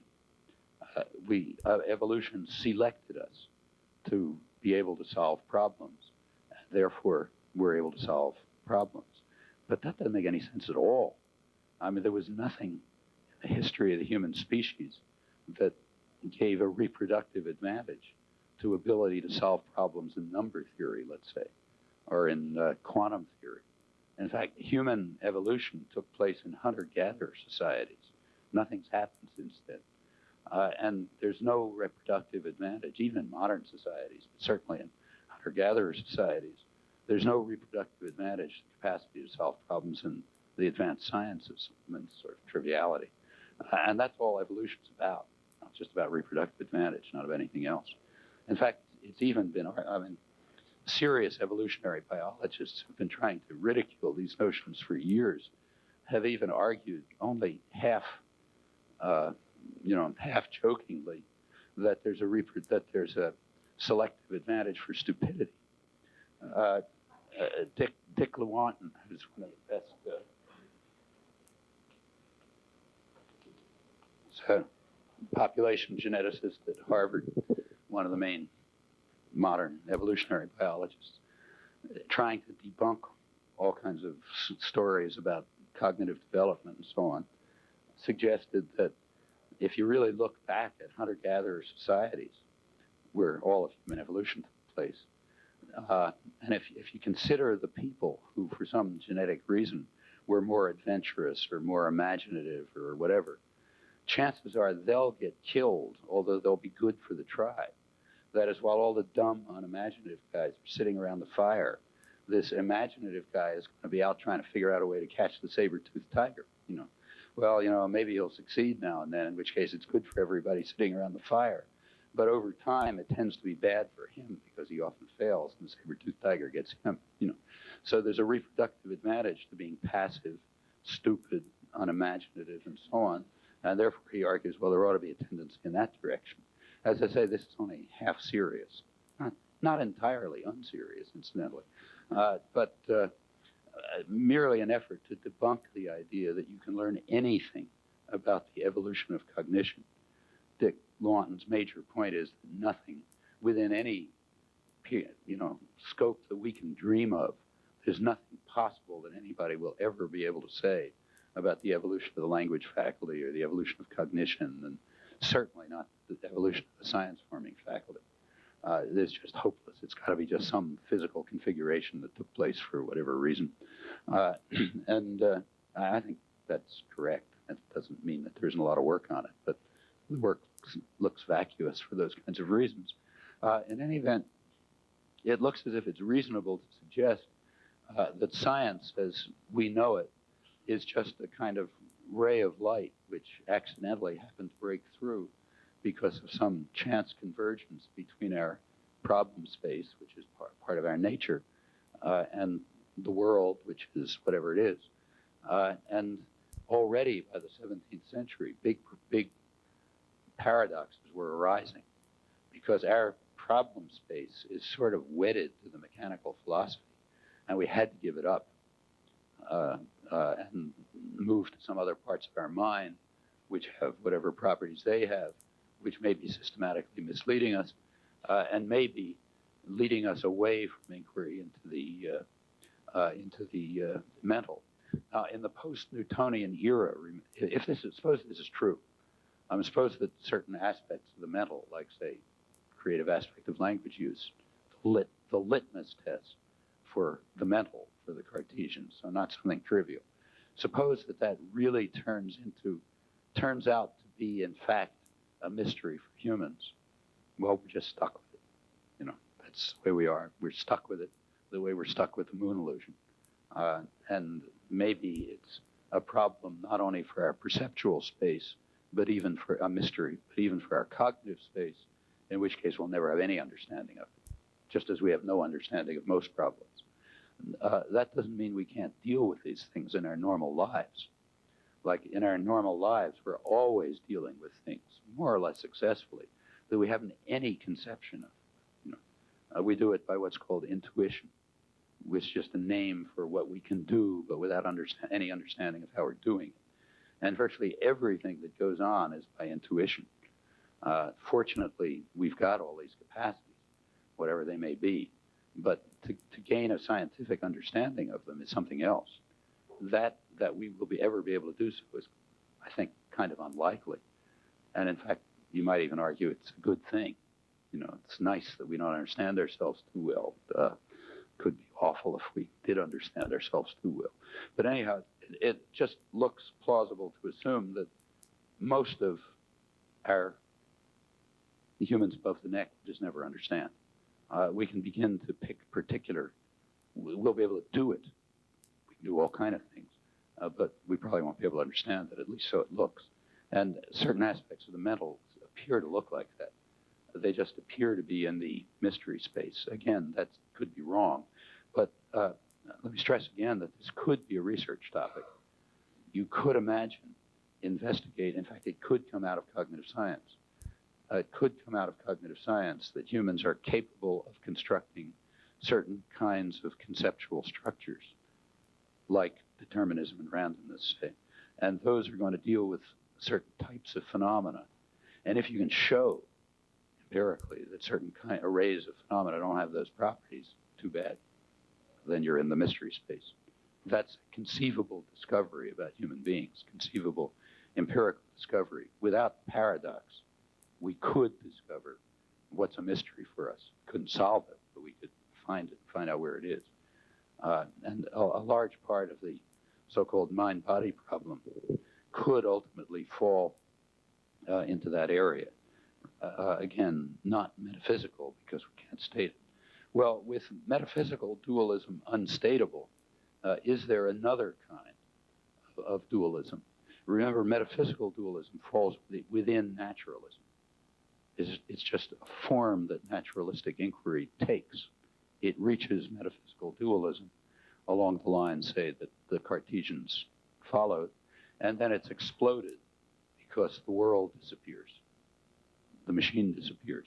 So we're left without any form of metaphysical dualism. We have no matter anymore. Is there any other kind of dualism that we could construct? Well, the only other kind is irrational dualism, epistemological dualism, which says you're just not allowed to study humans or humans above the neck by the methods of rational inquiry. You're not allowed to study humans naturalistically. Now, as distinct from metaphysical dualism, this is a completely irrational position, as far as I can see. It has no saving graces at all. What I want to show, I guess I'll stop now and come back to that, is that however irrational it may be, it's pervasive. In fact, it dominates, and in fact, maybe even almost universally dominates the more reflective, more considered aspects of the cognitive sciences. By that I mean contemporary philosophy of mind, contemporary philosophy of language, artificial intelligence, debates about the limits of machines, can software think, all that kind of stuff. What I want to try to argue is that all of this is ultimately, if you look at it closely, at each point, it's a departure from a naturalistic approach to humans, meaning it's a form of epistemological dualism, hence irrational dualism, unless you can give an argument for it. There might be an argument for treating humans non-naturalistically, but the burden of proof is on anyone who suggests that. And you await an argument, in other words. If you don't get one, you forget about it. That's what I'd like to argue, and to the extent that that's plausible, the last question, which I'll come back to at the end, is why.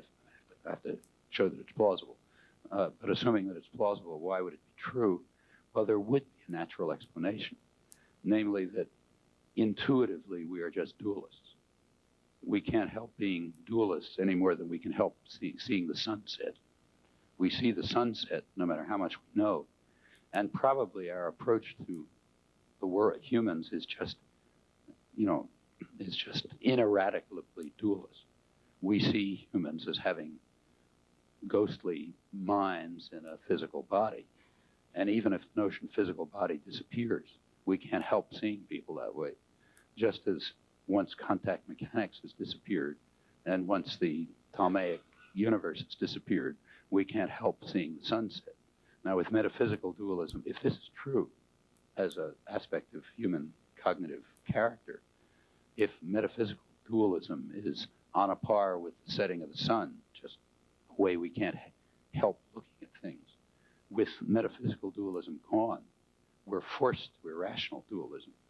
But it's a path we should resist. That's the diagnosis I'd like to give at the end. But first, we have to traverse the path. So let me stop there. Very polite.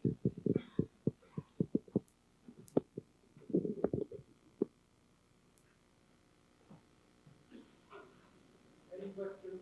Yeah, any questions? There's a microphone here.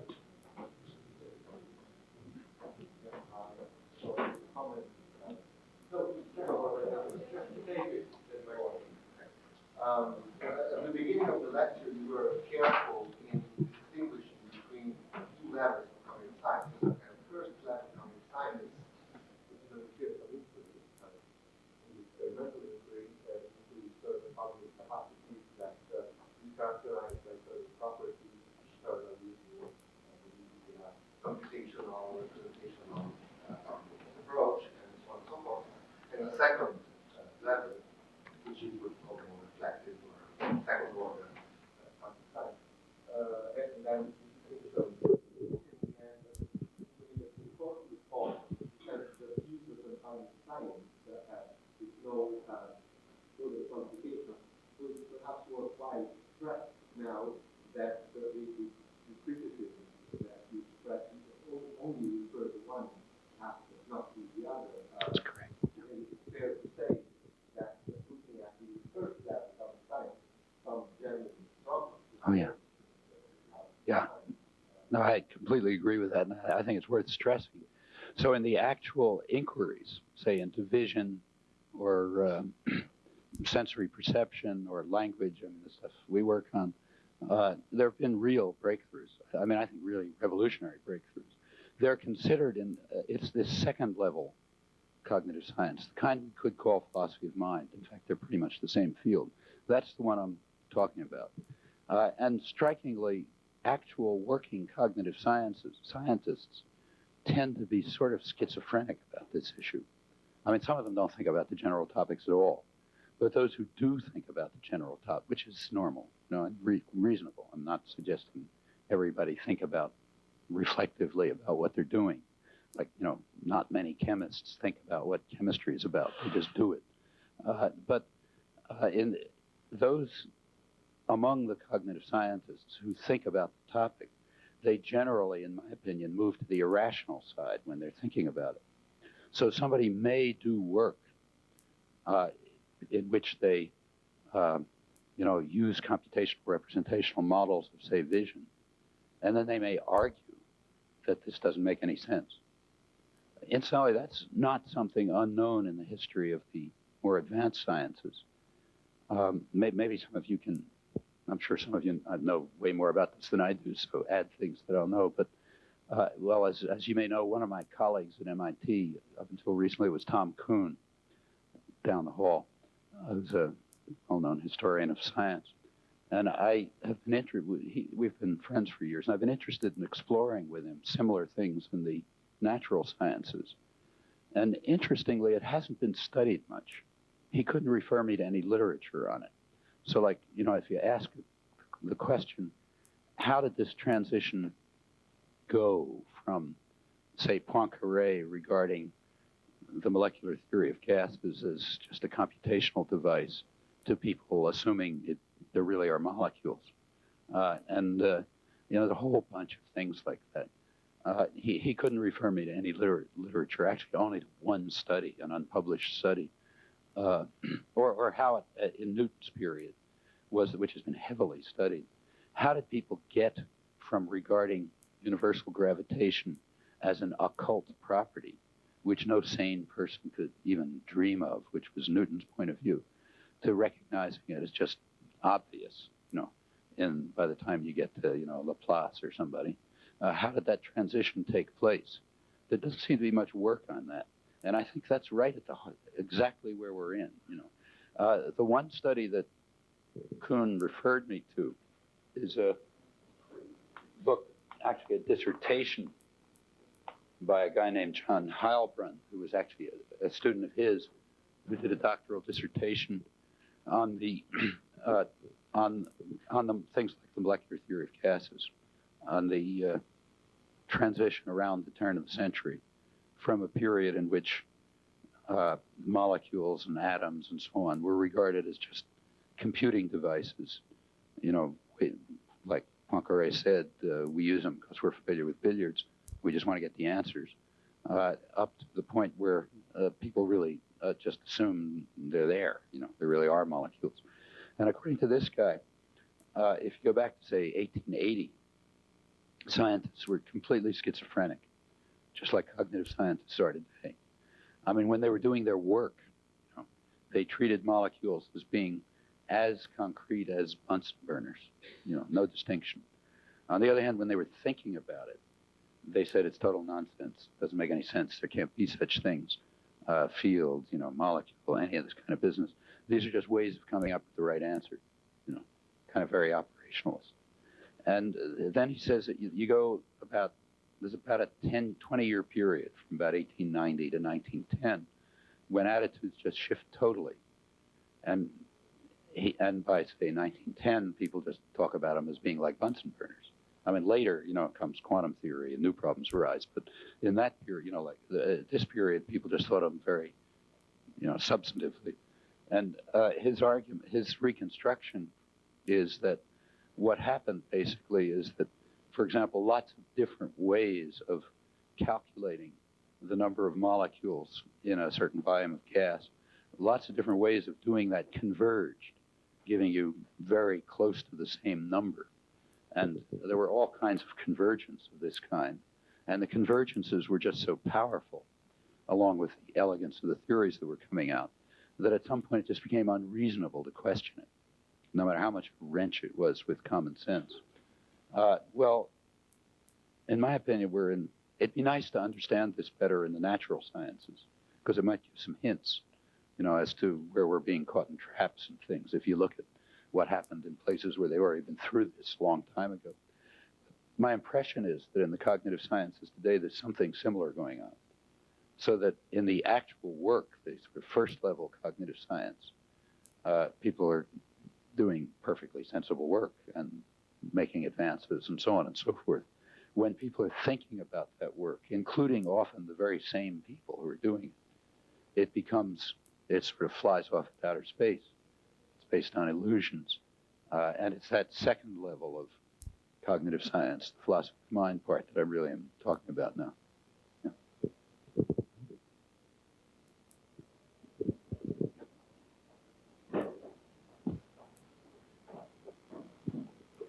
I have two questions to ask. The first one is in the consideration of the computational properties of the mind, just in the period of Descartes.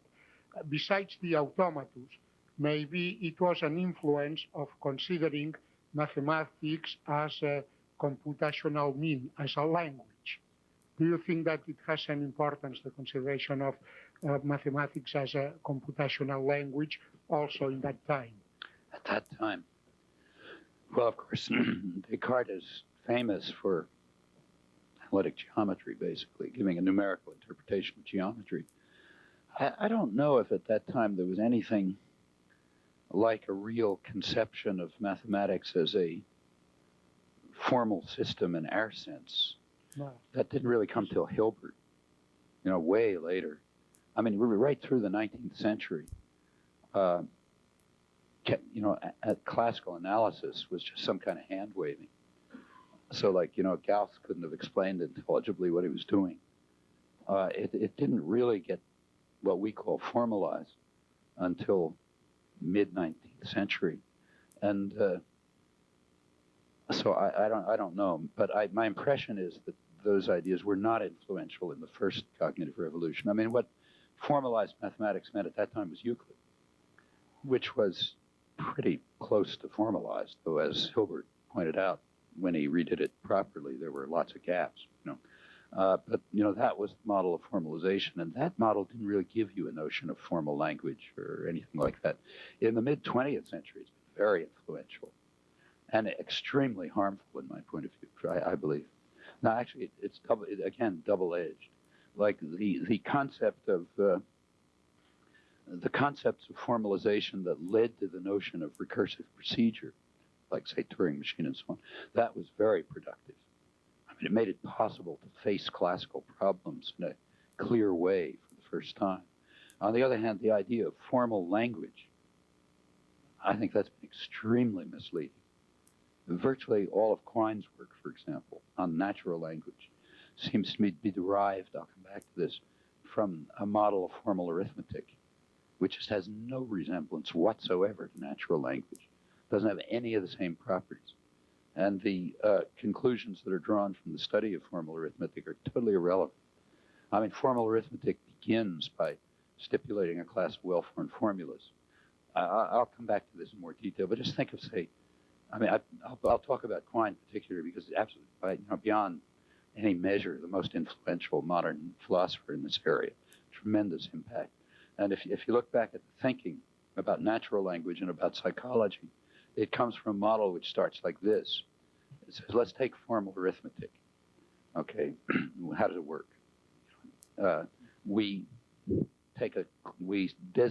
stipulate a class of symbols. We construct certain mathematical objects, which are strings of these things. We then select a certain infinite set of those mathematical objects. We call them the well-formed formulas. We then pick any recursive procedure we like to generate that set. We call it an axiom system. The axiom system is completely free. We pick any one we like. We do it for convenience or something. The only thing that has any reality is the class of well-formed formulas. And that has reality because we stipulate it. Like we could stipulate the class of even numbers or something and then pick any method of generating them we like. The method of generating them is irrelevant. You just use whatever one you feel like. The thing that's real is the set, extensionally. Now, he approaches natural language the same way. He says what's uncontroversial is the class of well-formed formulas. What's problematic is what's called the grammar, the generative procedure that characterizes them. In fact, he argues crucially that to say that one grammar rather than another is the true grammar is like saying that one axiom system rather than another is the right axiom system for arithmetic. Well, that would obviously be ridiculous in the case of arithmetic. So therefore, by analogy, it's ridiculous in the case of natural language. And that, as soon as you make that move, you're off into some totally non-naturalistic direction. And the trouble is you can't make the first step. There's nothing in natural language analogous to the class of well-formed formulas. It doesn't exist. The only thing that exists is the generative procedure. The thing that doesn't exist in formal arithmetic does exist in natural language and conversely. So it seems to me that the analogy has been extremely misleading from the first moment on. Although the concept of generative procedure itself has been crucial. Made it possible to study for the first time things that people could only wave their hands at before. This has had for the linguists among you, it's had a terrible effect in linguistics. From about 1970 up till today, as the linguists all know, there's been a huge debate about the generative capacity of different kinds of grammatical theories. Like do they generate all recursively enumerable sets? Or can we cut them down so that they generate only recursive sets? Or can we cut them down so they have only the capacity of context-free grammars, which is supposed to be a big ideal that you're supposed to try to reach?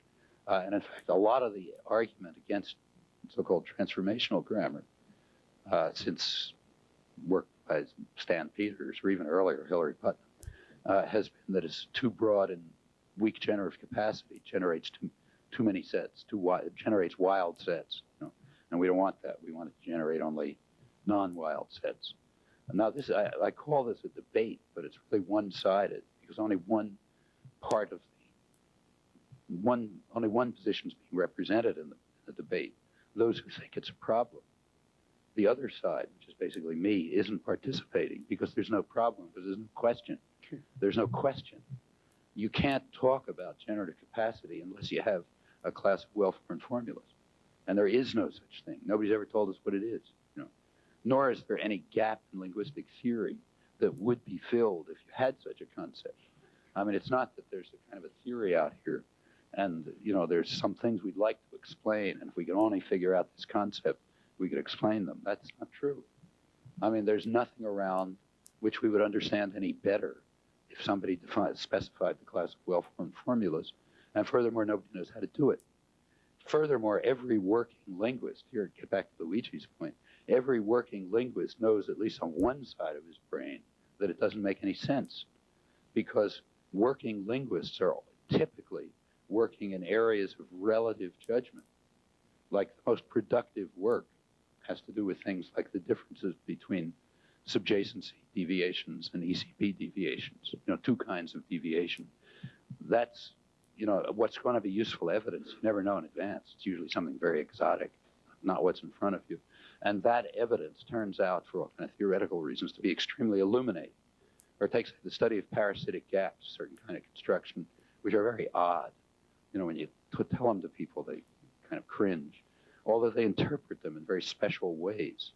Now, you know, the ways they interpret them are extremely illuminating.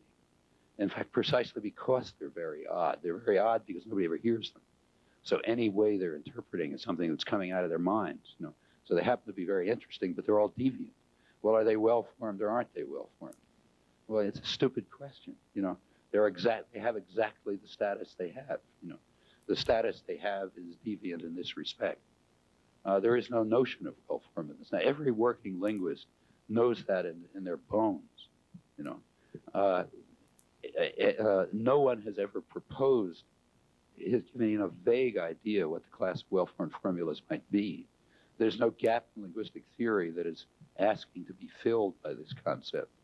In other words, the concept has all the earmarks